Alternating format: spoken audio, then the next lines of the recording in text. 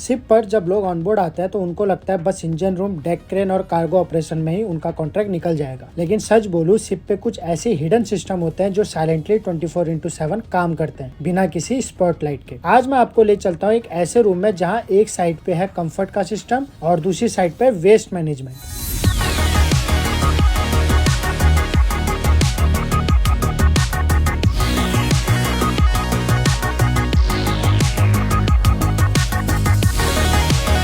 Welcome to day 49। ये जो room है ना, ये नॉर्मल इंजन रूम इक्विपमेंट जैसा नहीं है। यहाँ पे दो कंप्लीट डिफरेंट सिस्टम इंस्टॉल्ड है। एक है air condition and refrigerator system और दूसरा हमारा है सीवेज ट्रीटमेंट सिस्टम। एक सिस्टम क्रू के कंफर्ट के लिए है और दूसरा एनवायरनमेंट प्रोटेक्शन के लिए। सबसे पहले बात करते हैं एसी प्लांट की। ये जो लार्ज कंप्रेसर और मोटर आप देख रहे हो, ये शिप के एकोमोडेशन को कूल रखने में काम करता है। Sea temperature, engine heat, machinery heat सब कुछ मिला के शिप का एनवायरनमेंट काफी हार्श हो जाता है और अगर एसी सिस्टम ना हो तो लिविंग कंडीशन सर्वाइव करनी मुश्किल हो जाती है। इस सिस्टम के थ्रू कोल्ड एयर सर्कुलेट होती है एकोमोडेशन में, कैबिन्स में और मेस एरिया में। और एक और इम्पोर्टेंट चीज, रेफ्रिजरेशन सिस्टम प्रोविजन को प्रिजर्व करता है, जैसे वेजिटेबल, मीट, डेयरी प्रोडक्ट जो लॉन्ग वॉयज के लिए बहुत इंपॉर्टेंट है।